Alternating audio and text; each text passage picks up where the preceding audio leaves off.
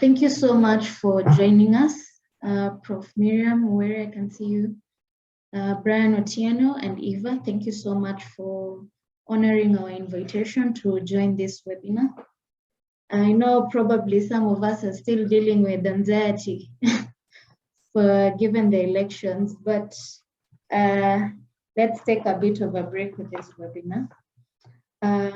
I'd like to introduce myself. My name is Marian Otieno. I'm currently the Program Assistant Intern at Ryculture, Health and Social Innovation.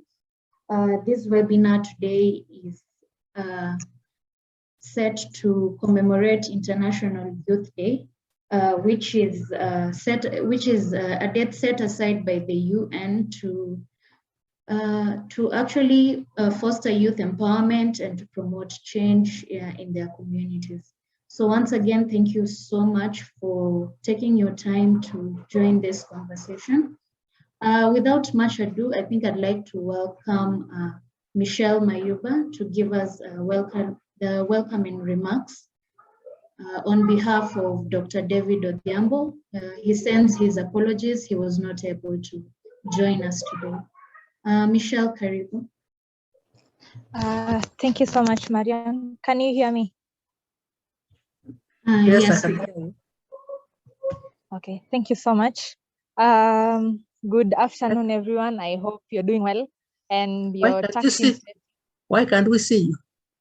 Currently, I'm unable to switch on video. I am at my workplace in Meru Level 5 Hotel. So okay. I just asked for an hour out, so I might not be able to switch on my video, but I'm hoping we might meet someday soon. So okay. As Marion has thank you. As Marion has introduced me, I'm Michelle Mayuba Rachel. I'm currently a project associate at Ryculture Ryculture Health and Social Innovation. I have been with Ryculture for around 2 years, from way back in 2020 when the pandemic hit, and I have benefited a lot as a youth from this organization. So maybe a brief background of Ryculture. It is a forward-looking social enterprise that works with young people and youth-led organizations in Kenya. Over the years, Ryculture started way back in 2016. Over the years, a lot of projects have been done, but then there is a special focus because one of our main goals is to improve access to quality health services and products and to promote human capital development through operational research, health communication, health system strengthening, and capacity building programs. So in short, what Ryculture does and what Ryculture strives to do is that Ryculture hopes to work with the young people and youth-led organizations to promote health across all countries in Kenya. Because although currently the youth actually do a lot in Kenya to ensure our voice is heard, our projects are done, and we actually take up the space as the future leaders of Kenya. But then there is a gap of the amount of support that is given to some of these youth-led organizations and some of the youth. So as Ryculture, we come in to support these organizations and community-based organizations so that we are training capacity building sessions, such as recently we've been having a sexual and reproductive health program where we have supported organizations in over 10 counties in at least training on documentation, proper documentation, how to mobilize resources, how exactly they can perfect and improve the organization so that they can make the most impact out of every situation. So that's what Ryculture does, and it mostly focuses on health to improve access to quality health services and products. And the other aspect is innovation, looking at what innovation and what innovative solutions that the youth are coming up with, and if we can bridge the gap such that for the partners we've been able to work with of late from different organizations, can we connect these youths to those organizations so that they can support these innovative solutions to help them be implemented? So that's basically what Ryculture has been doing of late. The other branch of Ryculture Health and Social Innovation is the Youth Voices Network, which is a platform designed to enlighten, empower, and evoke action among Kenyan youth to act for their health and health of their communities. We have currently, we have only held one Youth Voices Network Summit. That was way back in 2021, where we had a 2-day conference where several youths across the country got to showcase some of the innovative solutions they have around health, climate change, and all other aspects that they think are the current focus areas in Kenya. And we invited quite a lot of stakeholders to attend that summit, so they could be able to see what the youth are doing, and they could see what they could partner with us, so that those people who have innovated get to do and continue their work, because there's a lot of gap. Kenya is quite a hub of innovative minds, and we normally hold a lot of sessions on innovations and showcasings and all of that, but then there's a gap where, yes, a lot of people do a lot of innovations, but then not all of them get to actually implement some of these solutions. So the Youth Voices Network is mostly a summit where we showcase this and we see how best the youth can be able to be promoted there. And we follow up and help at least ensuring that if any investor promise to help out in this and help out in a few other things, we ensure that they are held accountable and they do that. And we follow up to ensure that some of these solutions are at least pushed forward. We are hoping this year we will hold our second Youth Voices Network Summit, and we are hoping to have all of you here attending it. So as I wind up, today is the International Youth Day, and it is a day for us even to celebrate as Ryculture Health and Social Innovation, because our main audience and our main stakeholders are the youth. And as much as we are moving strong and we're trying to own up the space and we're trying to move forward and be the future leaders, we have to appreciate that those who before us, like Prof and other tutors and other mentors, they did a lot, and they have a insight and wisdom on how best we can harvest our strength as the youth, and at least ensure the solutions we bring to the table and the work we want to do is as effective as possible.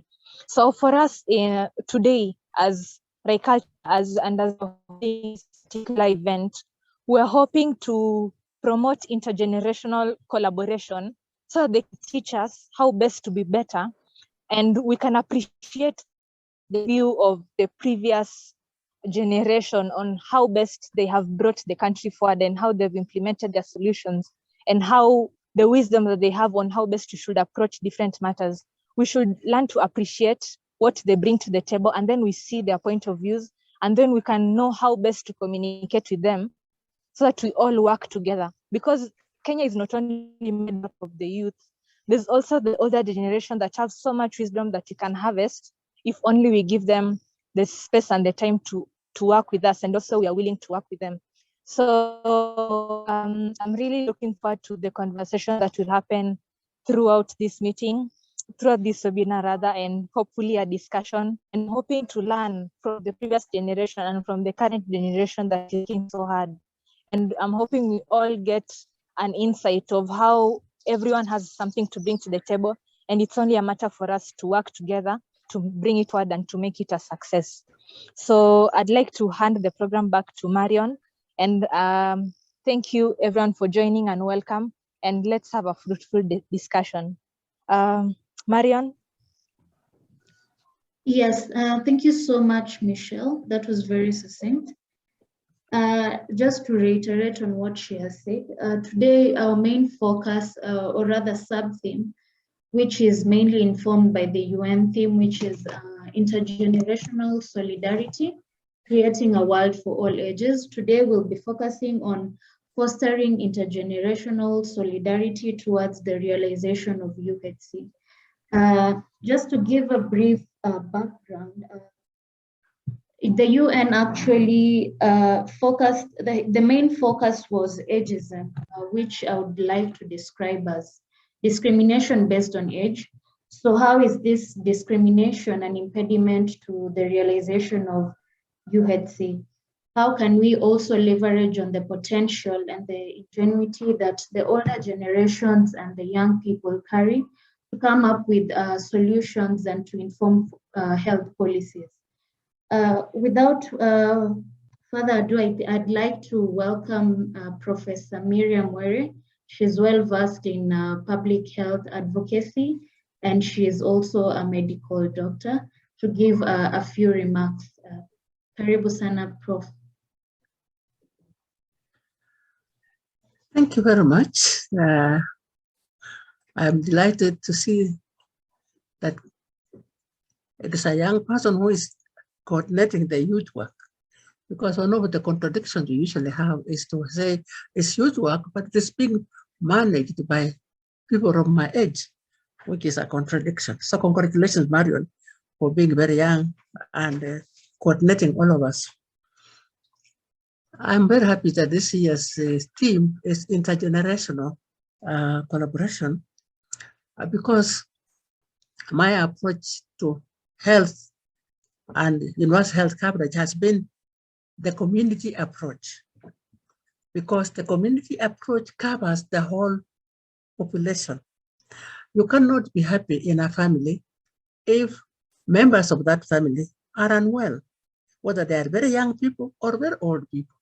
So this intergenerational approach is a very appropriate theme for this year, creating a world for all ages. I like that expression very much. The sub-theme of today is fostering intergenerational solidarity towards universal health coverage. That also happens to be down my alley. So when you have intergenerational as well as universal health coverage, it almost automatically forces you to look at the community approach, because in the community approach, you cannot leave any generation out, and you cannot achieve universal health coverage without covering the community. So this is a very relevant area for me. Right now, I'm over 82 years old, but once upon a time I was a youth, and I'm very happy that I still relate with youth matters. And in 1995, we established the Uzima Foundation, which was a youth-focused organization. So this is a very good approach. Now, with respect to health care, universal health coverage, health is a fundamental human right, as it has been stated in the UN Sustainable Development Goals. And so it just, again, it underscores the fact that this is a very useful realization. I must say that I haven't heard a lot in this country about the International Youth Day or the International Youth Program. I think we need to step up the advocacy and the visibility of that program, because youth are a very key component of our population. If you look at the population under 35, which is the age we normally think about youth, you are more than 35%, or sometimes they say 50%. So it's a very major proportion. And this is a very important point. So if we are going to have intergenerational and we are going to have universal health coverage, then as I said, it automatically says you must look at the community. And in looking at the community, it has other advantages, that when you have community approach, it requires that you discuss issues with the people. You don't just stay in a health center and give people injections and so on and so on. You have to have a discussion. And this increases the information in the community. It brings up the information in the community and helps general and overall development. And so it increases use of mother and child health, it increases vaccinations and so on. And these are all very, very important aspects of universal health coverage. Now, when you are having this universal health coverage as within intergenerational approach, it's also very important that it is affordable. And that's one of the advantages of the community approach, because in the community approach, you are bringing people to the community. You train community health workers who work with the people. So people don't have to spend money going to a health facility all the time they need a health service. They can only do that when they need special health services. But most of our problems are malaria, colds, diarrhea, which can be managed in the community. So the community approach is much cheaper than having big hospitals. And I know Kenyans like big hospitals, but it is not necessarily the best, because if you can't afford it, then you can't have it. So it puts an end to what you would like to have. So I think that the International Youth Day, as well as having intergenerational approach within the context of universal health coverage, you have really covered a lot of ground. And all I can say is that we, the elders, are very happy about this, because we would like to have young youth, healthy youth. And when you're a grandmother like me, without youth, you feel naked. So we would like to see you coming up strong and healthy to take this country forward in a way that is, you are promoting each other's health, you are promoting the health of the younger people than you are promoting the health of the adults and the elderly like me, and we can have a wonderfully, wonderfully healthy nation. So I have seen a lot of possibilities in Kenya, and I would like to say that I stand by you to see you move forward, to clap for you as you move forward, and occasionally to be involved in working with you.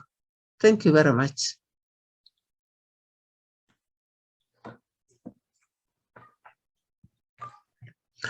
And so finally, I should just say that finally, I bless you all. I give you my blessings as a grandmother, as a mother. I bless your future. I bless your professional lives. And may this International Youth Day become a day of blessing the youth so that they can move forward in joy and in peace. Our elders believe that if the elders speak against you or say negative things about you, they block your way. So let us open the way of the youth by blessing you and opening your doors for the future. Thank you very much.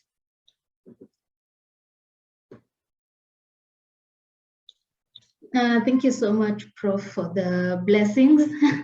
We proclaim them. Yeah, and what you have shared is very, very profound. I resonate with the community approach because I believe we do not exist, we should not exist in silos. We exist within a community. So therefore, the community-based approach, training our community health workers, is something that I believe we all resonate with also as a way of realizing UHC, because universal health coverage just means being able to access healthcare services and healthcare products without financial hardship. And I believe that the insights you've shared really speak to achieving universal healthcare coverage. Moving quickly, we also have our group of panelists, Brian Otieno, Eva Mbeyu, and I can see Dr. Marie Claire also has joined. Dr. Libert Bethwell, if he's around. Thank you so much, Prof, again. And as we move forward, I'd like to welcome our panelists who have joined us, who are also well-versed in their areas of workspace, healthcare workspace. And first and foremost, I'd like us to start off this discussion with what does intergenerational solidarity mean to you? So maybe, Brian, if you could just start us off and also briefly introduce yourself. Karibu. Okay. Hi, everyone. Hope you can hear me. Okay. I know Prof wanted to see who this Brian is. She's been requesting. That's Brian. Sorry, the lighting isn't that good. That's me. No, I can see you. No, I can see you now. I'm happy. Yeah, okay. Thank you so much. So, as mentioned, my name is Brian. I'm the team lead and co-founder to Alfajiri Networks, which is a youth-based or youth-focused organization looking at access to quality health and health policies among young people and ensuring that there is integration of mental health services and mental health services and issues into other health systems and structures. So we've been working with young people since 2018, and Ryculture is among the very few partners we've been working with, and within the same consortium of the mental health for youth. I'm a psychologist by profession and a behavioral health analyst working with young people as well. And I as well enjoy the issues of UHC. From my angle is I'm a global UHC champion with the Walk Your Talk WHO program. And there's been a conversation that I think has taken quite a long time for us to also involve young people in it. And having such conversations really make me feel like we're making a lot of making strides into getting there, and it's just a matter of time. We see that we have young people taking lead in this agenda of UHC. So back to intergenerational solidarity, what it means for me is, I think as a young person who works with young people, it's more to do with going beyond just mentorship and the partnerships that we have. Solidarity means for instance, if I'm not in the same decision-making room, just like Prof. Were has mentioned, are you able to speak for me? Are you able to mention my name even within my absence? Because most of the time we look at solidarity being that young people have to be present, but for those who are present, do they ensure that young people's voices and opportunities are provided for those young people? So to me, that is solidarity. It's not just about presence and conversations. It's about ensuring that there is a continuity of young people's voices, even in their absence, and also ensuring that young people have the right skills and manpower to execute what is being done to them in terms of responsibilities and tasks. And that means working with that person and even ensuring you guide them in the right way and making sure that whatever they provide is of quality and one that does not compromise who they are in terms of morals, and even ensuring that ethics is followed in how they work. So to me, that is what I'll term as intergenerational solidarity in regards to health and other programs that involve young people. Yeah, over to you, Mariam. Thank you so much, Brian. I think quickly, maybe we could also get to hear something from Eva Mbeu. Eva?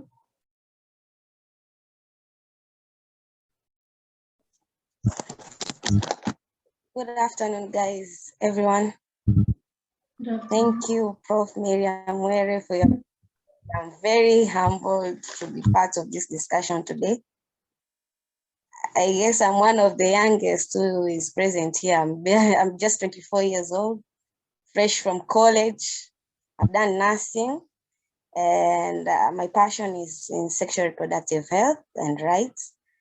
During 2020, during the COVID times, I recently founded a community-based organization that deals with advocacy of sexual reproductive health among the adolescent and the teenage mothers.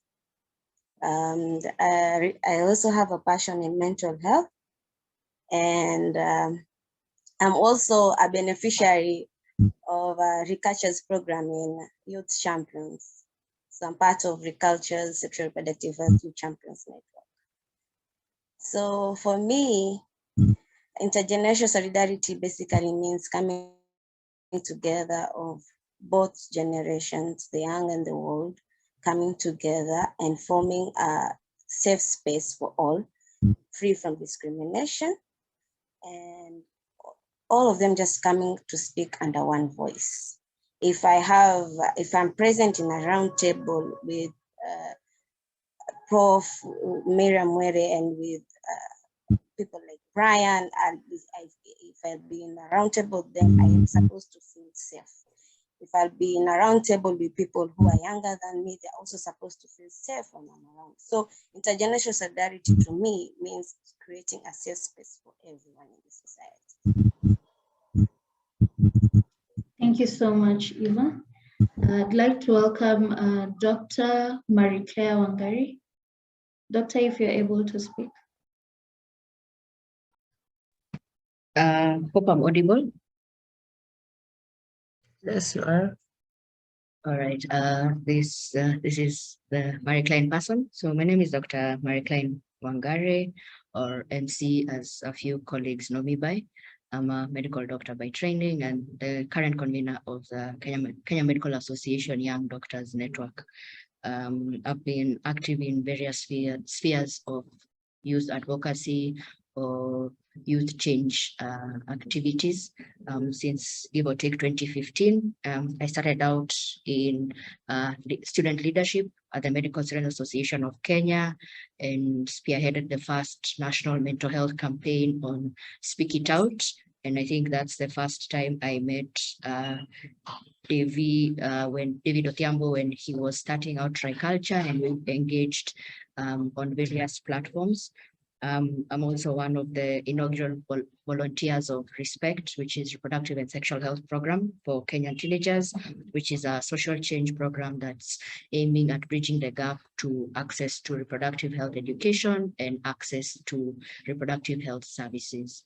And I think for me, this year's theme on intergenerational solidarity is very timely because I think I was sharing this a couple of days back on my Twitter thread. It's only the youth age group where everyone wants to be a youth. So when you're growing up, you want to join the youth demographic. When you're a youth, you don't want to grow old. And when you are finally past the youth age at 35 plus, if you're using the Africa Union age limit, you keep saying in my younger days. And that just shows you the vibrance and the ingenuity that youth have, and that youth have the ability to cause this change and positive change if empowered with the right tools and the right advocacy strategies. But also, I think there's also something that we really need to discuss, and I hope we'll discuss it today. If you're looking at age limits for youth, the age cutoff by United Nations for youth is 25. The age cutoff for youth in Africa Union is 35. And to me, I look at it as the reason why there's a whole 10-year plus gap in that cutoff is because of challenges with that intergenerational solidarity amongst us. We like operating in silos. Sometimes you think that their way is the only way, and they forget to get insights from those who have come before us, and even insights from those younger than us, because in the journey of life and the journey of whatever journey you're in, be it health service delivery, be it advocacy, you always need to take insights from various age groups and various people, because mentorship is not complete when you have one person just giving you information. There's also the element of reverse mentorship, where the mentor becomes a mentee and learns. And one way to bridge this gap is through intergenerational solidarity. I'm sure there are various things I can learn from Professor Were, and I'm also sure Professor Were can also learn various things from me. And once we are able to have that honest discussion and share information between ourselves, then I think we'll be one step closer to even eventually, as a region, say, even us, our age cutoff for youth in Africa is 25. So looking forward to the discussions. Thank you so much, Dr. Finally, I'd like to welcome Dr. Libea Bethel to introduce yourself and also share with us what you think intergenerational solidarity means to you. Karibu. All right. Thank you, Marion. Thank you, Marion. It's a great pleasure to be here. My name is Dr. Libea Bethel, as you've rightly mentioned. I'm a registered pharmacist currently practicing in Kenya, and going by the definition of a youth as per the African Union, as Dr. Mary Claire has mentioned, I fall under a youth because I'm less than 30 years old, but going by the European Union standard, I'm not a youth. So I'm there in between. But I'm a registered pharmacist. I'm passionate about public health advocacy and also empowering the human resource in healthcare. I'm a businessman. I'm into healthcare business, health tech. into leadership as well. I began my journey in leadership back in school. I happened to serve at one point as the chairperson of Nairobi University Pharmacy Student Association. And also I served in several committees, especially one that organized the first Kenya Health Student Summit that was being chaired by Dr. Mary Claire here. And we interacted with Dr. Davis while he was serving as the chairperson of Kenya Student Pharmacy Association. There is when we began our friendship. And it has been a journey all through. Currently, I'm practicing as a pharmacist. I'm in a startup in Westlands. It's called Kasha. I'm their Kenya Pharma team lead. And aside from that, I'm passionate to see UHC coming into fruition, especially here in Africa. And bridging that to the topic of the day, intergenerational solidarity, what I think about it. In my view, it's, I'll call it pulling together of experiences from across the generations, from the old to the young generation. And I pull this from the experience I've had with a team of around 6 people. And I'm the youngest in that team. It's sort of a peer leadership group, And I'm the youngest by about 20 years. I think by about 20 years. Most of them are old, about 60 years old. I thought, when I went first to that group, I asked myself this question: what am I doing here with these people? Will I be able to learn something? Because there seems to be a big generational gap. But I've been able to learn a lot of things, and reverse mentorship has also taken place. They've learned a lot of things from me. You know, the old generation, I don't know about Prof. Were, but in my perception, the old generation aren't as much tech savvy as the young generation. And the young generation do not have the knowledge and the wisdom that the old generation has gathered over time.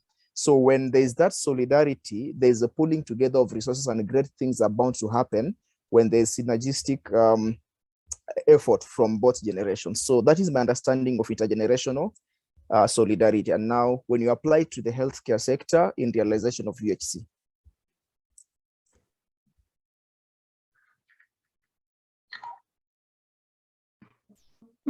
Thank you so much, Dr. Libea, for your insights. I think what we can all agree is that for all of us, or from the insights that we've had, intergenerational solidarity pretty much means incorporating voices of the youth and also voices of the older generation. The older generation comes with their own experience, and also the youth are said to be innovative and agile. So how can we incorporate both and leverage on their potential in order to realize UHC?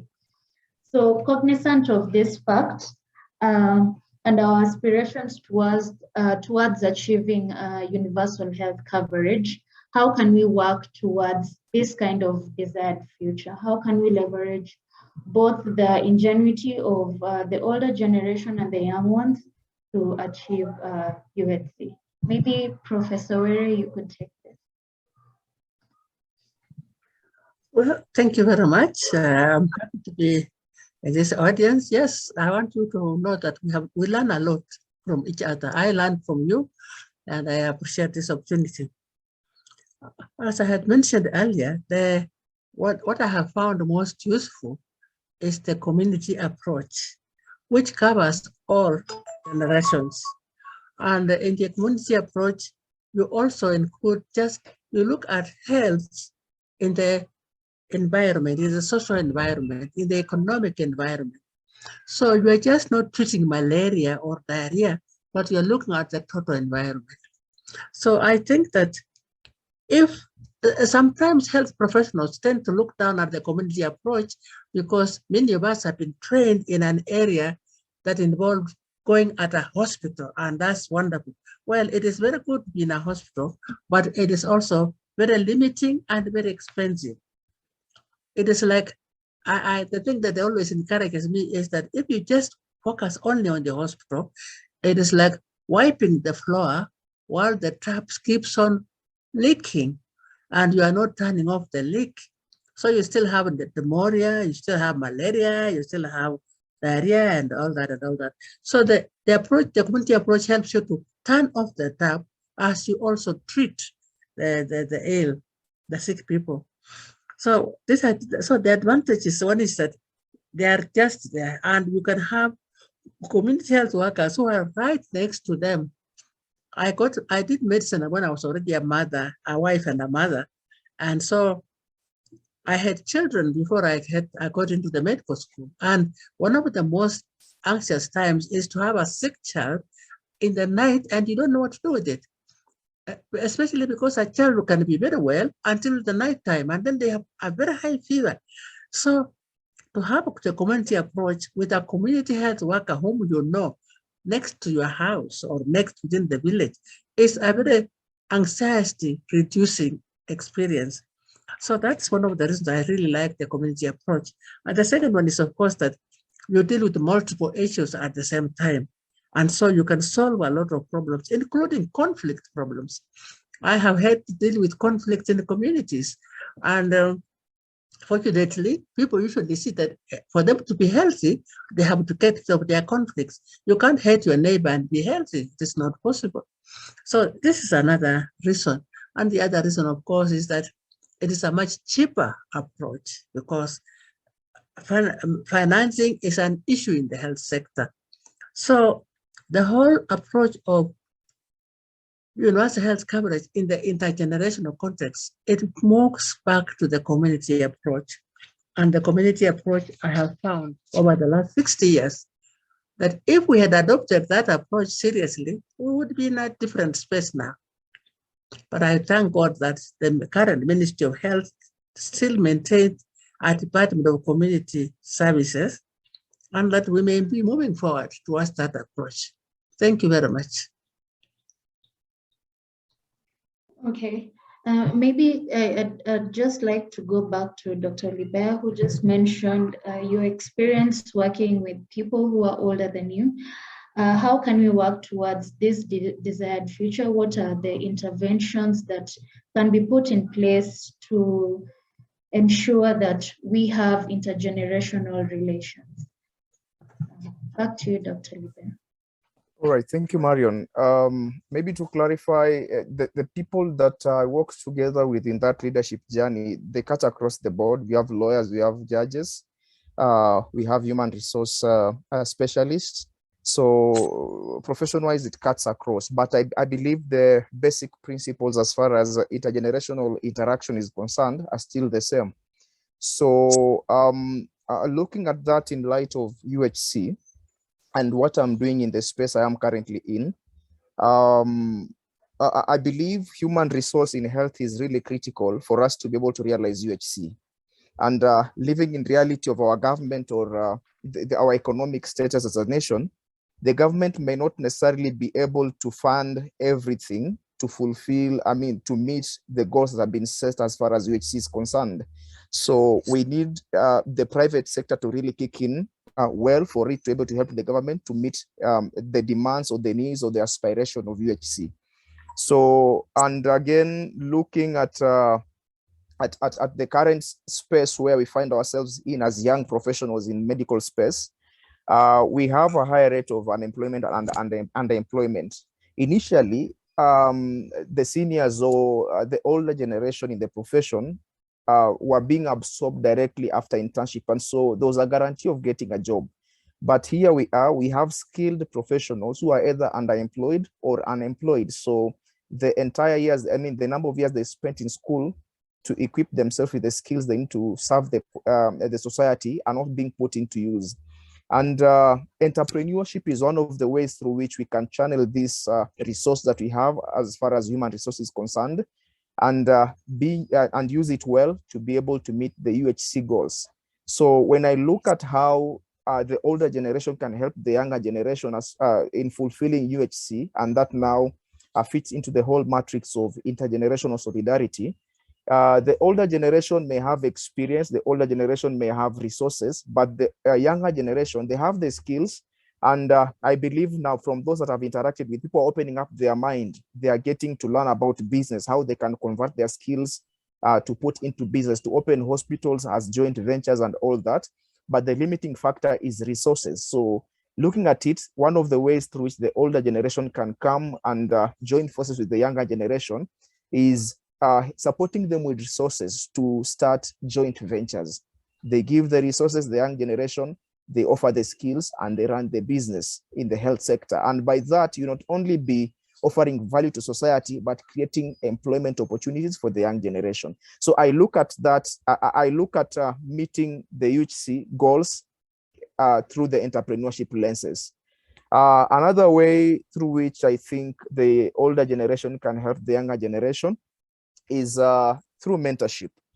Although we have very few who ventured out into business because there was a security of government jobs, so very few professionals in the medical space back then ventured into the business space. So we have very few of them.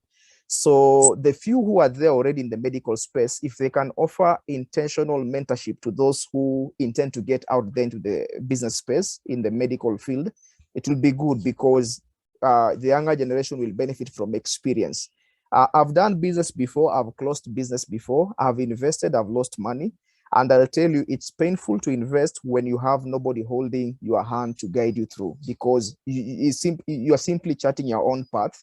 And, in business is 50-50. When you decide to chart your own path, you can either lose money or make it big time.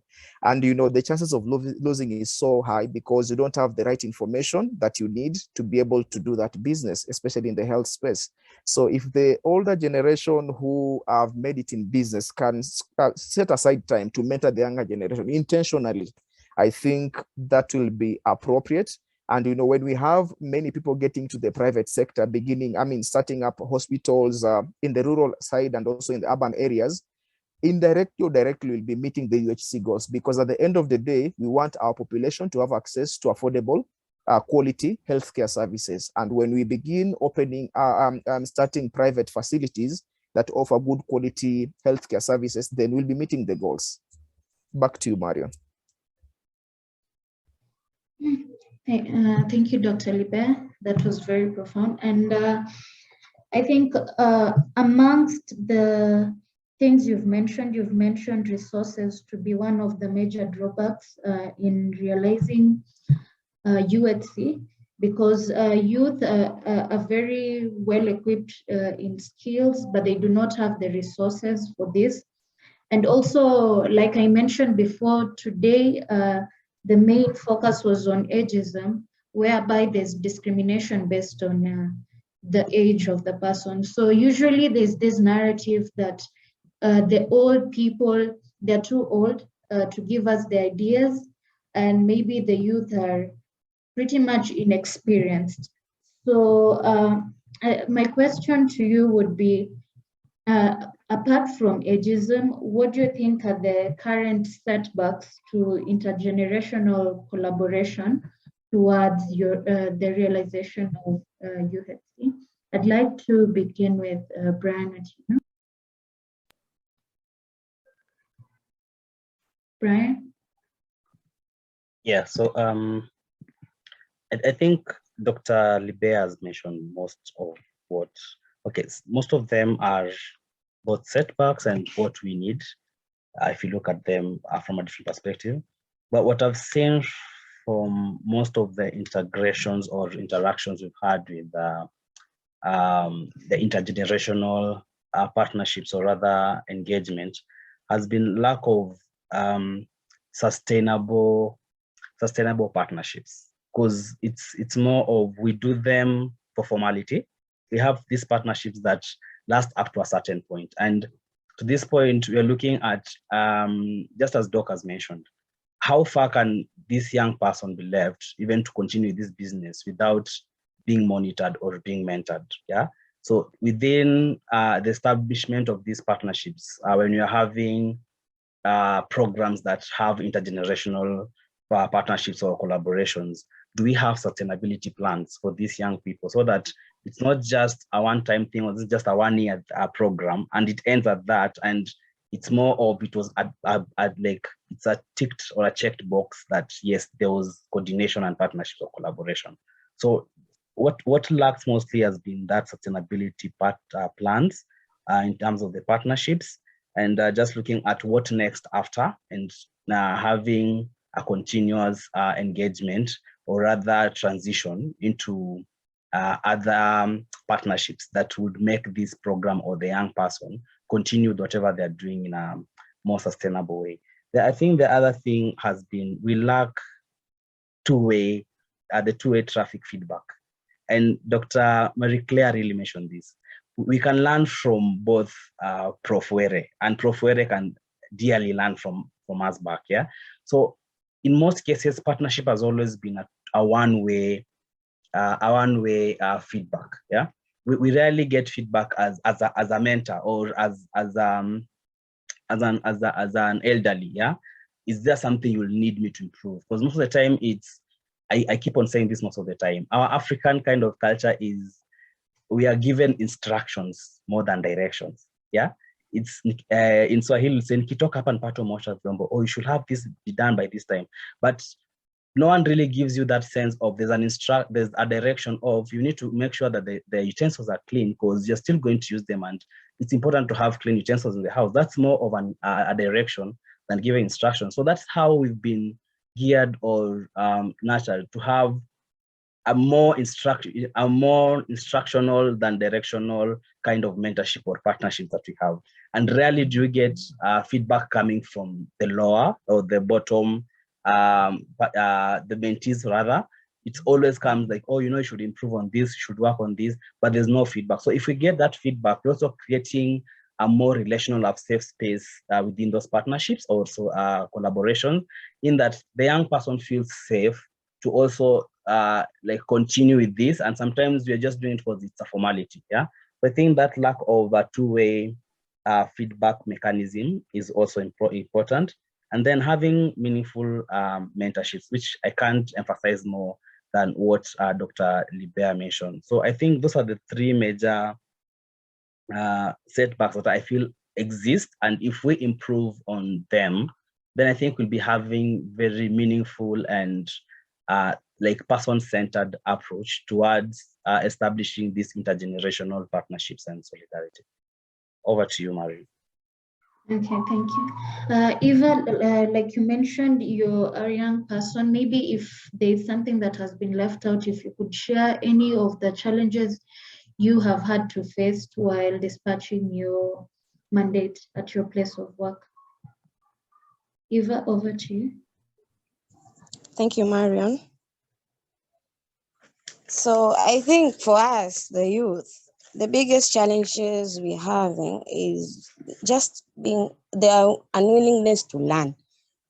Most of us don't want to learn new things, don't want to learn from the older generation. They don't want to learn new skills, because when for the challenges I've always been experiencing when going to the ground, you find like a group of youths being idle, and you just want to mentor them and give them new skills, or you just want to partner with them and teach them on the right ways, maybe to earn money.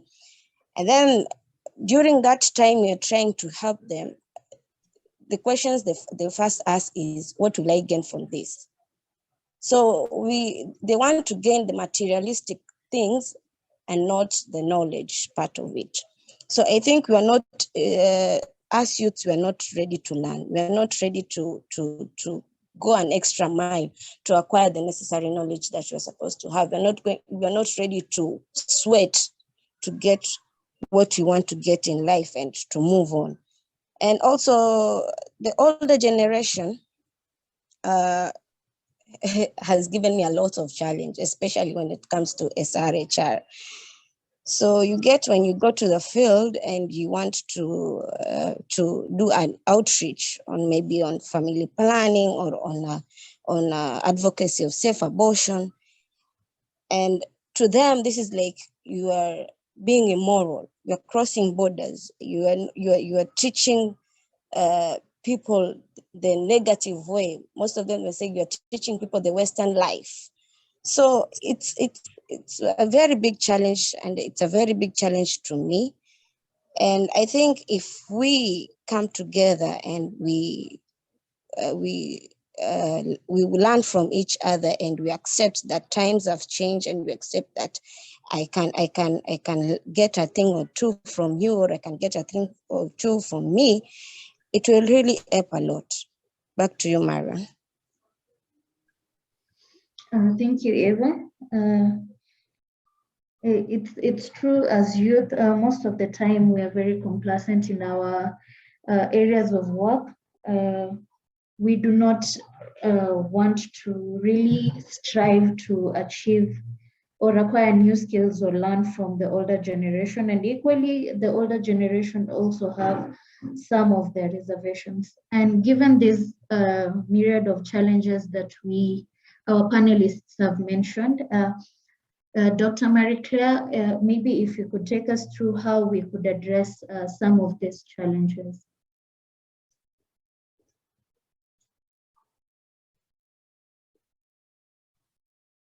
Thanks for that timely question. I think I'll start off with this particular quote that actually my guardian keeps telling me, there's no growth without discomfort.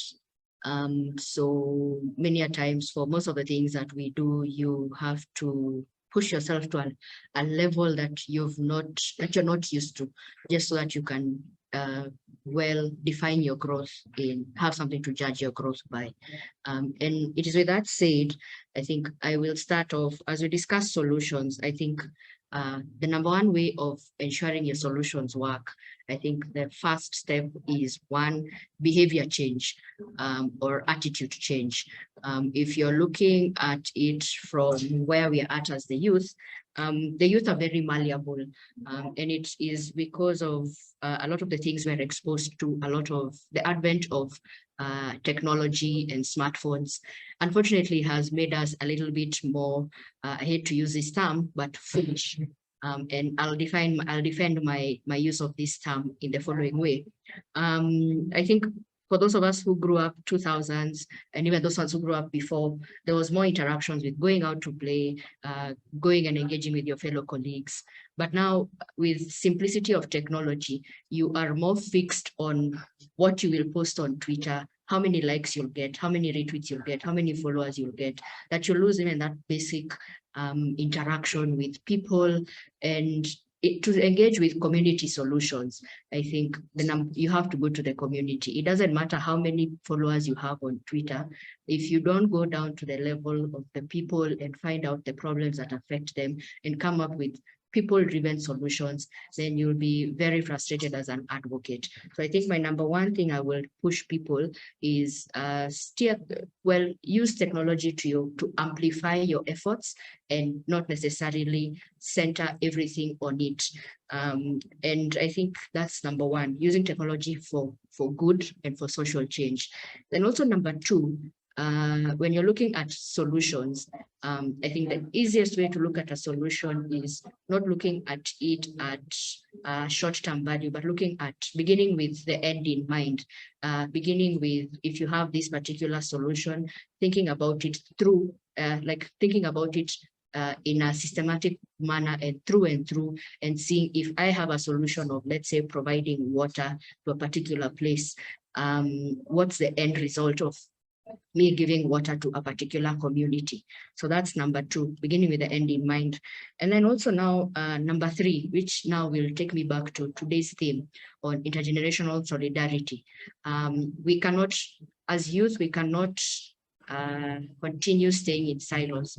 We cannot say we are the youth, we want to sit at the table. I mean, the space has developed so much that now I know when you are in youth advocacy, the number one message was, if they don't give you a seat at the table, then bring your own seat or bring your own table and cause the change that you want. I mean, that can only happen for only so long. And I think now we are beginning to see that type of mentality is beginning to change. And we need everyone to enable us to have our voice be heard. You'll need that person who is younger than you to tell you what's happening amongst your younger peers. And you need your seniors to tell you, look, there's no need to reinvent the wheel. This is where we fell short. This is where you can continue, so that we can stop repeating things and stop having gaps in our efforts and in our initiatives. objectives. So you have to say it in 3 key statements. It will be number 1, using technology for good and not basing everything on technology, but using your efforts to using technology and your efforts to amplify the change you want to seek.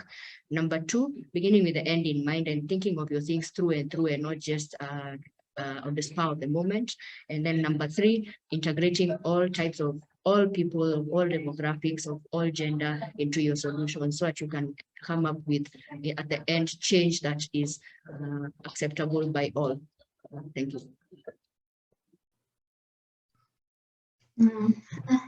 Thank you so much, Dr. Marie-Claude. I'd also like to encourage our participants, if you have any questions, feel free to type it in the chat box or the Q&A chat box so that we can share the same with our panelists. Perhaps the final question that I have for you would be, in your areas of work, you're all involved in public health advocacy. What are the best practices that you have seen that have worked with regards to intergenerational solidarity? Prof. Were? Solidarity is very much an attitude of need. If you recognize the value and the need, then you have little problems having solidarity. And so the medical profession can easily lead to arrogance because you're treating people and you think, what want I know? But that is something we have to resist and know that solidarity means that every member of the health team is very important. And that is why you cannot go by professional levels or saying this is higher than this and this, because that's not a useful approach. The useful approach is how can each of us contribute so that we are working as a team for the benefit of all. In the long term, when you are surviving all by yourself, yes, you'll be still a very miserable person. So within the health team, the more respect you give to each other, the happier you are in your personal lives. And the happier everybody is. So that is the approach I tend to take. Okay, thank you. Brian Otieno, you could take this one. Brian Otieno, are there any best practices that you have encountered or that have worked for you with regards to intergenerational solidarity? Over to you, Brian. I think the one that has worked well for me for the longest time is, let me give an example of religious leaders and health. I think the same applies with young people. Just creating a platform or an avenue where the two can come together and initiate a dialogue that is more centered towards how can we both contribute, not how the other person can contribute. Because in most cases, we point fingers and we say, oh, you didn't do that, or young people are doing this, or the elderly are not doing that. But if we have a safe zone, like creating a dialogue between the elder generation and the young people, that really brings out like the differences that they've had for the longest period.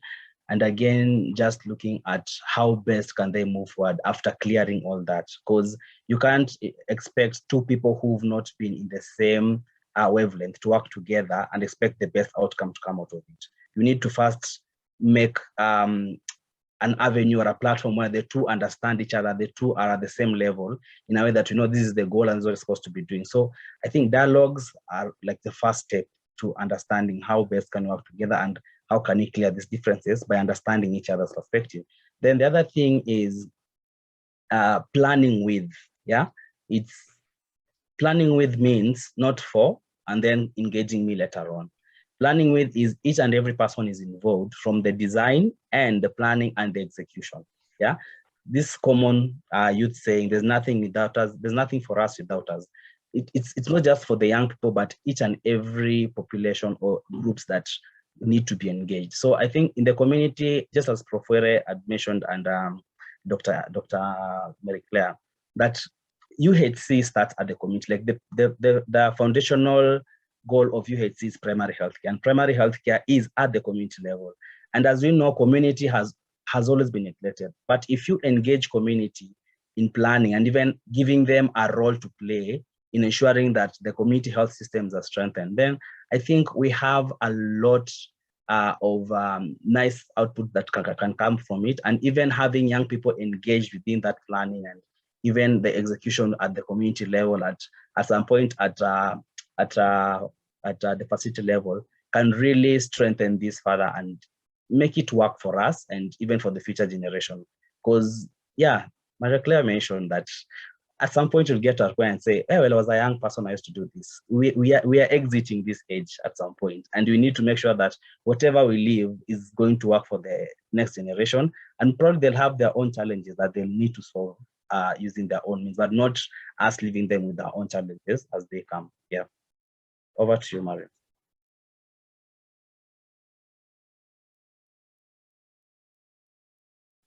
Marion, you're muted. Sorry.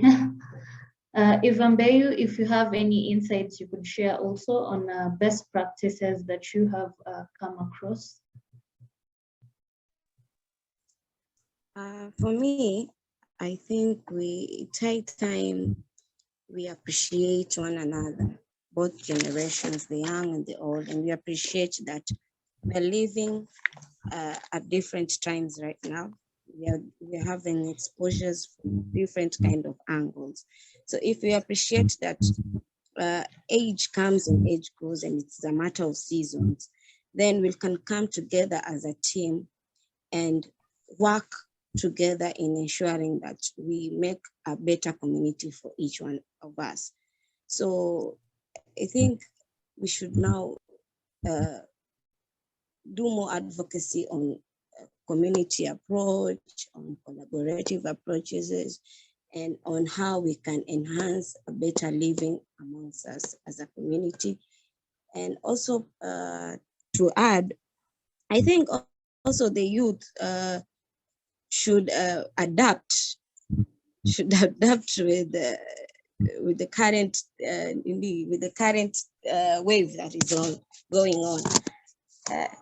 I think the issue is the youth don't want to give space to the older generation, and the older generations feel like this youth cannot tell us anything.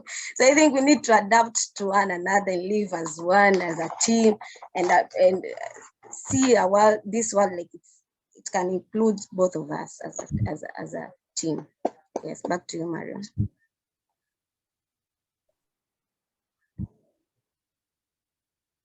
Marion. Take one question from our participant. Josephine Ocheng says, youth leadership and giving up space in the mainstream organizations by the mentors. So how can transition be embraced without youth in spaces as optics? So we just have youth in these organizations for the sake of youth involvement, but probably their voices are not being incorporated. Dr. Libea, if you could take this. Thank you, Marion. Maybe to chip in the previous question before I respond to this, I think one of the best practices that we can have, that I've seen working, is sustaining an attitude of a student, and this cuts across the entire spectrum of generations, the young and the older. I always say experience can be age-based, but knowledge is not age-based. And nobody holds the monopoly of knowledge, especially living in a generation where information is accessible online.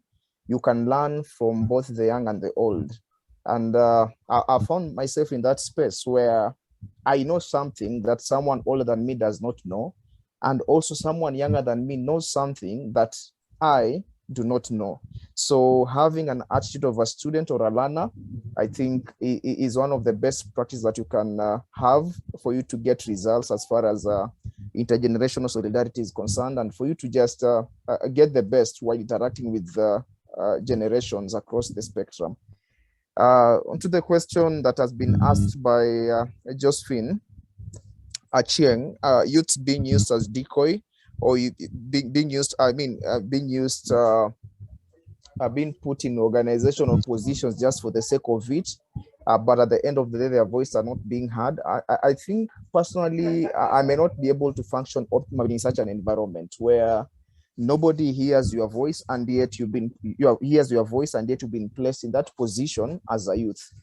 I think that there needs to be a change of attitude, number one, and there could be several reasons tied to that.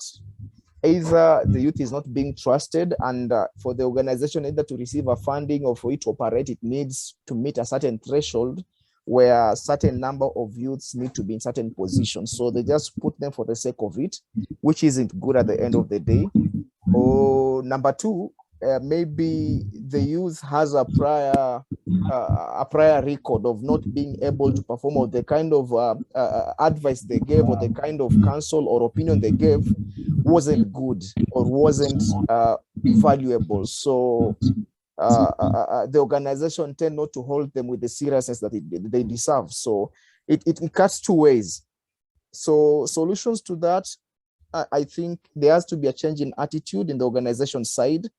And that comes with them being taught the importance of youth and the role they play. Maybe some, they're just naive. They don't know that these youth carry valuable information. I'll tell you, if you take a 25-year-old currently, a university, not even a 25-year-old, let's say a 20-year-old university student, and you put them, and let's say me, even me, there's some information they know that I don't know. And the information could be current and relevant, maybe to what I'm doing. So it takes me to be able to accommodate them to benefit from what they know. So I think there's some level of education that is needed, especially to the older generation, so that they can trust the young people, not only to put them for optics sake, as you put it, but also to cherish and value their contribution. And on the youth side, I think also the responsibility lies on our shoulders. We have to prove ourselves on a day-to-day basis. If you are given a position, prove that you are valuable, not just being there as a youth and use that as an excuse. I have many years to learn. No, if you've been put in a position, ensure you are relevant, contribute valuable information, add value to whichever position that you've been given. And I think if the two are put into consideration, then we may not have cases of of youth being put in spaces as optics, as you've rightly mentioned. Back to you, Marion. Thank you, Dr. Libert. I believe that answers the question. Our panelists, you can also feel free to chip in whenever need be. I'll take, in the interest of time, I think I'll take the last question from Jimmy Kaiwol. From Jimmy. He says, I feel the young people do have great ideas and are always willing and able to bring a change in the community, but inaccessibility to the necessary resources is one of the significant challenges hindering their efforts. How can we promote intergenerational solidarity to solve this challenge? Actually, Dr. Libert had also mentioned resources as one of the setbacks when it comes to intergenerational solidarity. The youth have the skills, but they don't have access to these resources. The older generation probably do not have the skills, but have the resources. So how do we narrow this gap? I think Dr. Marie-Claire could take this, and you feel free to also chip in.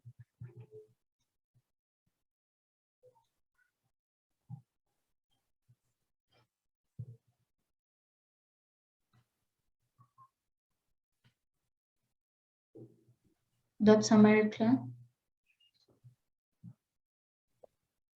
Hi, sorry, just repeat the question, please.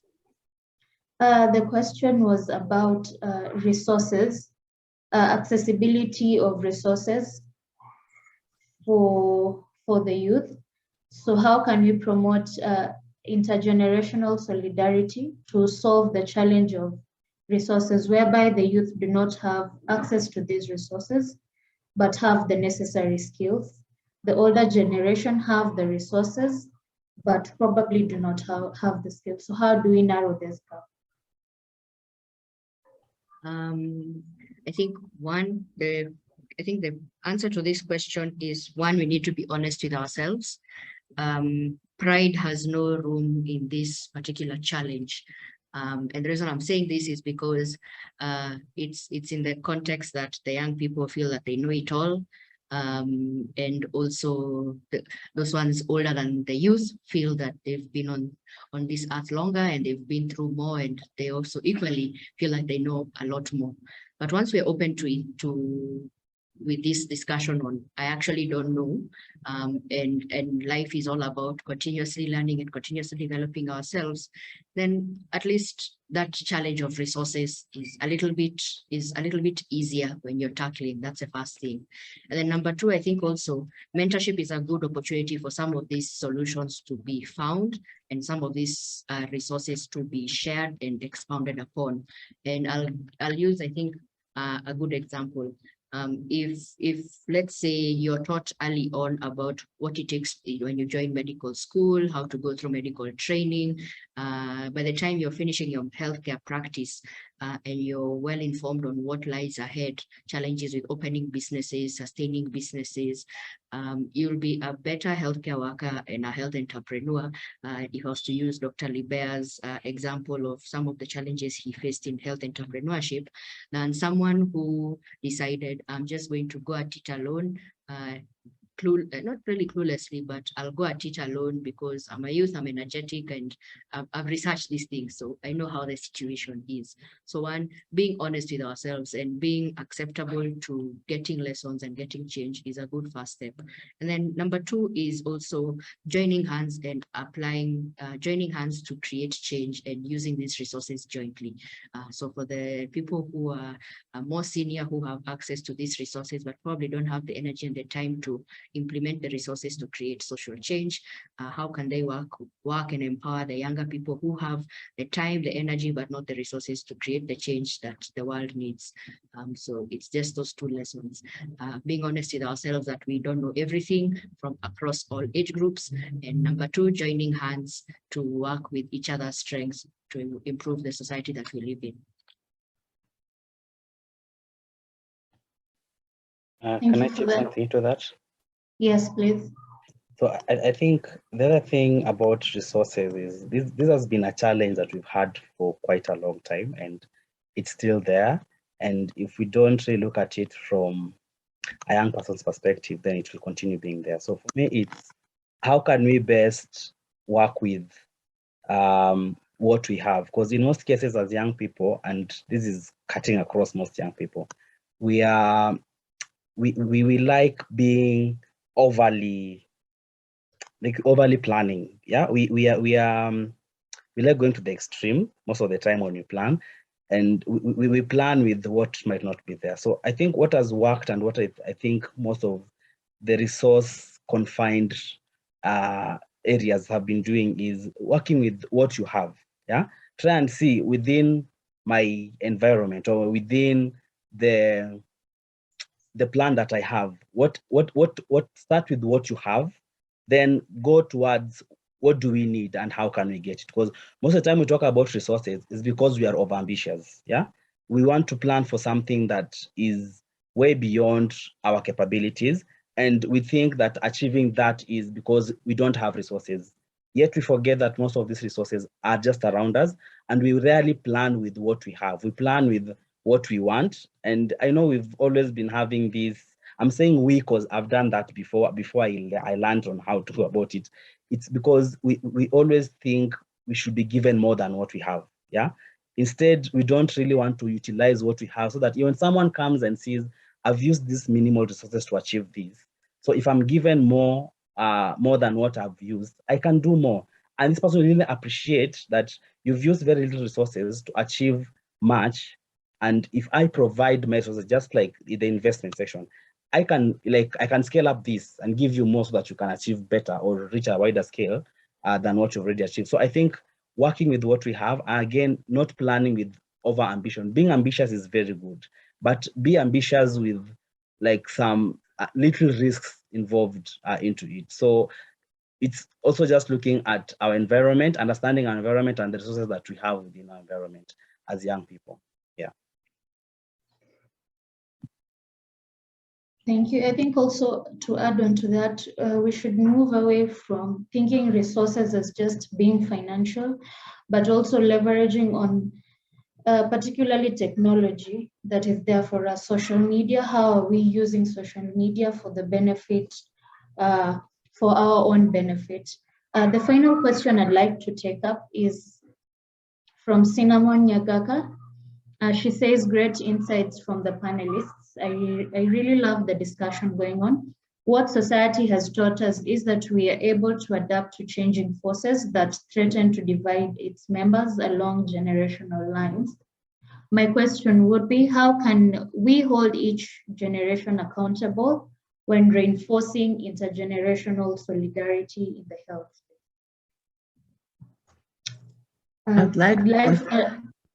Yes. I'd like to contribute. Please go ahead. No, I think one way of addressing that is for the younger generation to take the initiative. I have found that in many cases, the younger generation doesn't take the initiative. They are waiting for someone to give them space. And the other person may not give space, not because they don't want, but because it doesn't occur to them. They are so busy, they don't think about it. For instance, this intergenerational collaboration can be a research issue. Why are we not we can phrase it as a research issue.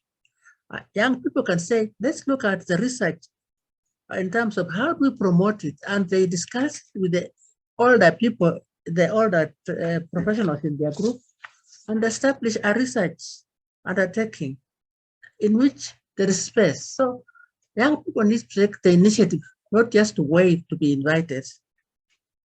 Especially like now, make this a research issue and work out how you're going to do it, and let the older people you work with, the older professionals, know what you expect them. You work together to decide the various roles and see how it works. I think it would be good. Thank you so much for that. Yes, please go ahead, Doctor. Sorry. Yes, I love the idea of a research issue, Professor Were. I think also to add on to that is another possible solution we could consider is using opportunities that are closest to us or at hand, or new frontiers of mentorship, just to try and bridge this just to try and enhance this intergenerational solidarity and bridge the gap in knowledge and skills acquisition across the board, across all age groups. And I'll give the example of something that we piloted in May this year at the Kenyan Medical Association Young Doctors Network Pre-Conference, which was speed mentorship, where we had our senior doctors and colleagues mentor our medical students and junior doctors who were attending the pre-conference for 15 minutes.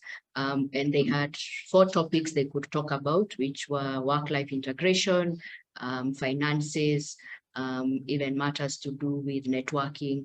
And they could talk about all 4 of those topics, or even just one of those topics, and each at the end, both sides had to learn something.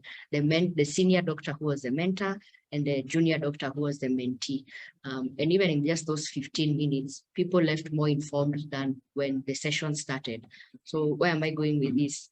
At any opportunity that you get, you just need even 5 to 15 minutes to talk to your colleague and learn something new from them, and that might guide you into your next future steps. It doesn't need to be as hard as looking for revenue to start a joint venture or even venturing into research. I think the simple steps that we take towards bridging or towards pushing for intergenerational solidarity might actually take us a long way and actually take us to solving the issue I said at the start of this webinar, where youth in Africa, the age limit is 35 compared to the global age limit of 25. The sooner we try and bridge that gap, the better for us. Thanks.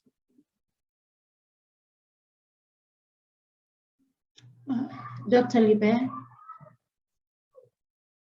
All right, thank you, Marion. I'm loving the conversation and the contributions, but also the questions that are being asked. They're thought-provoking.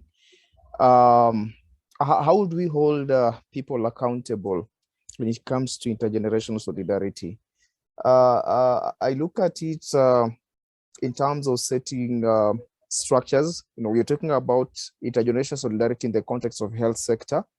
And in the health sector, we have professional bodies. We have KMA for medical officers or medical practitioners. We have PSK for pharmacists. And I'll talk what is happening in PSK and how that is helping us as far as experience and knowledge transfer from one generation to another is concerned. And also I'll mention something a little bit about another organization called Christian Medical Fellowship of Kenya. I'm a member of that and I'm a mentor. I'm mentoring some students in Kenyatta University Medical School. So any profession that does not take care of the young people or the young professionals is just a matter of time before it dies or loses the vibrancy that it had before. Any profession. And if the professional body that is mandated to take care of the welfare of the professionals is not keen enough to invest in the younger generation, then it means just a matter of years before even that professional body dies because it will not have members. Or if it will have members, the members won't be vibrant. And one of the ways to keep that I think accountability can be set in place is by having mentorship structures, as Mary Claire has rightly mentioned, where we have these conferences, especially ones that are curated specifically for the young people, to teach them about finances, investment, professional progression, and all that. And also on the other side, the young people have to be accountable. I mean, you've been given this opportunity to be mentored. Why are you not being part of this? Why are you not being part of this program that has been set up? So that is also key. As far as we encourage the seniors to come in place in these structures to mentor the young ones. Also, we as young people, we have to ask ourselves question, why are we not in these spaces where we can be mentored? Another way I can look at it also at the professional level or at the professional body level. Recently, we had a meeting of young pharmacists group. Is sort of a young group under PSK that is mandated with the role of addressing the welfare of the young pharmacists. And we had a meeting to voice our concerns that it came out that there is an apathy or there is a gap between the young generation and the old generation of pharmacists. And we're having discussions, how do we bridge this gap? And one of the ways which really excited me, and I think is a way that accountability can be put in place, is having a number of young professionals serving committees that run the operations of these professional bodies. For instance, in the leadership structure of PSK, we have the National Governing Council and we have standing committees that are mandated to run different operations of that particular organization. And so we had a few of us who are picked to sit in the different committees. We have the investment committees, we have the secretariat, we have the education committee that look at matters such as curriculum development, what needs to be changed for the curriculum to be relevant. So if someone is passionate in that line, they'll be attending those committee meetings, picking learnings and being mentored by people who are there, so that at least there's continuity as far as leadership is concerned and the running of the organization is concerned. And that ensures that the profession progresses even as generations change. So that is, in brief, I've been sharing structures that can ensure accountability is in place. Back to you, Mario. Thank you so much for sharing that. Eva? Thank you so much, Mario. I'd just like to add on the question on resources.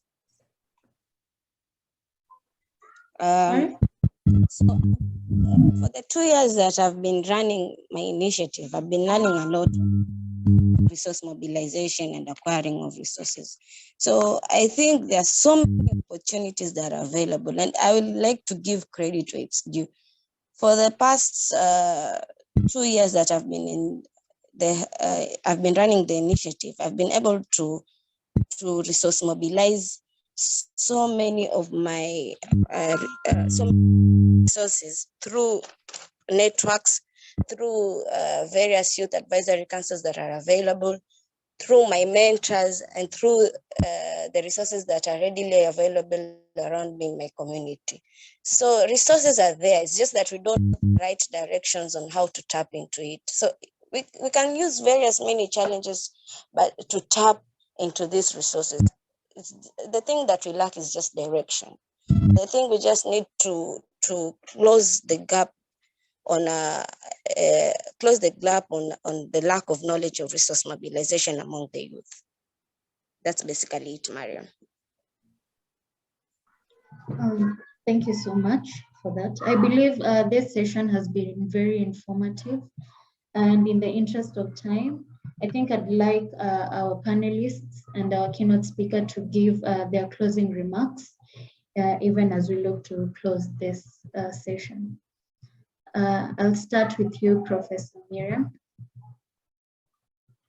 It is an extremely useful approach to have this panel, because that's one way of solving problems. I think now we have all become a bit more broader, and we can go home and say, what initiative can I take towards closing this gap? And if we can give ourselves the answer to that and share it with our colleagues, that's one way forward. So congratulations, Marion, for having chaired the panel very well. Thank you. Thank you so much. Brian Otieno. I think mine is just to thank Ryculture and having the pleasure to be the same panel as Professor Were. It's been a pleasure getting some wisdom and insight. And my fellow colleagues, Eve, Dr. Mary Claire, and Dr. Libai, thank you so much for your insights. And to our panelists, thank you so much. Let this conversation just end here, but let's keep on engaging and also enlightening other young people on the same. And let's keep on also being the voices of reason out there when it comes to intergenerational solidarity, and just always be ready to learn. Every day it's a day to learn. Just be ready to learn something new every day as a young person. Thank you, Miriam, and thank you, Ryculture. Thank you. Dr. Mary Claire.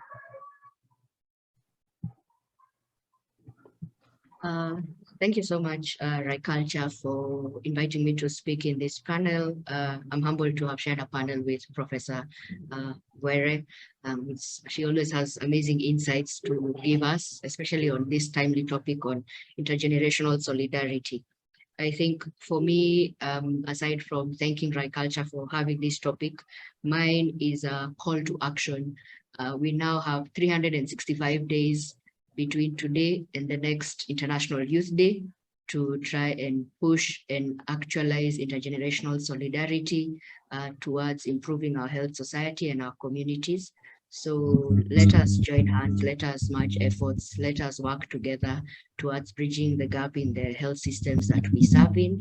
And let us just, and as we approach each of these things, let us just also be honest with ourselves, because as I mentioned, we do challenge on our plate to try and reduce our age demographic as per the Africa Union from 35 to 25. And that can only happen if we work together with all ages, all demographics, and all people of various backgrounds. Thank you. Thank you so much. Eva, please. I appreciate everyone, especially the amount this panel to be here and share insights. The little that I have, my cup is now 3/4 full from today. So I'm just happy and humbled to have listened to each one and every one of you. And I'll be following each and every one of you on your socials. So you'll be seeing me on socials, trying to learn more and trying to network. Thank you. Thank you so much. Dr. Libe, you can give us your closing remarks. Thank you, Marion. Thank you, Marion. And Thank you to Ryculture for this opportunity to contribute in this panel. I mean, it's humbling to share a platform with Profwere, with great minds like Mary Claire. We have Eva here and we have Brian. Thank you so much for this unique opportunity. Mine is close to what Mary Claire has talked about in line with action points. I think this is it should be an ongoing discussion. It should, the plight of the young generation and the plight of the old generation and how we can work together to bridge the gap is something that does not only happen during the International Youth Day. So it should be an ongoing discussion even during other days and trying to find solutions that can better our engagement in pursuit of realization of UHC. So I think it should be one of the things. I'll be glad if we'll be having frequent discussions around such topic, and not only during International Youth Day. Above all, may we take seriously the discussions that we've done today and purpose to put in practice what we've learned. Let it not just be we've filled our notebooks and then we walk out of here, but purpose to implement what you've learned. And by that, we'll become better people and the gap will reduce. So when we meet next year at such a time, we'll be reviewing our progress and that will be good. Thank you so much. Thank you so much for that. Finally, Michelle.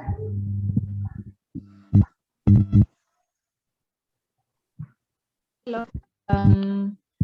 So the discussion has honestly been quite amazing. If you have followed the journey we've taken past, appreciating the theme of this year, going through and appreciating UHC and primary healthcare at large, then we'll narrow what we are facing on trying to bridge the gap between intergenerational collaborations in pursuit of achieving a better health coverage system and all of that. And we have focused on the gaps and the solutions that are a bit easy to, I'd see that they're easy to implement. It's just a matter of taking the initiative, being proactive, and having a focused mind and seeing that everyone has something to bring at the table, and we can all learn from each other, and we should be open to that. I like how from the interactions I've had with Dr. Marie Claire and from the conferences we've been with her, there's always a way of wrapping up and coming up with a call to action. So currently at this level, the call to action is for each of us that have attended this particular discussion. What is your call to action to yourself, to the generation that is coming up coming up after us, and the generation that came ahead of us? What is the call of action? Because it will obviously be it will be a bit disappointing meeting again next year and talking about the same thing, and maybe hitting December where there is the UHC Day and we haven't even achieved the collaboration that we seek so that we can be able to achieve UHC. So let's all take the message in and personalize it. What is your call to action to yourself to achieve all of this? I'd like to give a special thanks to Marian for coordinating all of this. I really like how the conversation moved, and I'm hoping to interact with all of us in different platforms. Thank you and have a lovely evening. Thank you so much, Michelle. Personally, I have learned a lot from this rich interactive session. I'd like to thank our keynote speaker and our panelists. Thank you so much for taking your time. And also, I'd like to thank our participants. Thank you for your patience, and I hope you've really learned a lot. If there's something, my key takeaway points would be behavior change, the community approach, and symbiotic mentorship. Thank you all again so much, and I believe we'll engage further in other upcoming webinars. Also, just to mention that we have an upcoming youth conference in December, and look out for abstract calls and hackathon calls from our website, which we'll be posting this month. I think that is all. Thank you so much for your time, and happy International Youth Day. So with that, I think I'd call this Thank you. meeting to a halt. Have a lovely evening.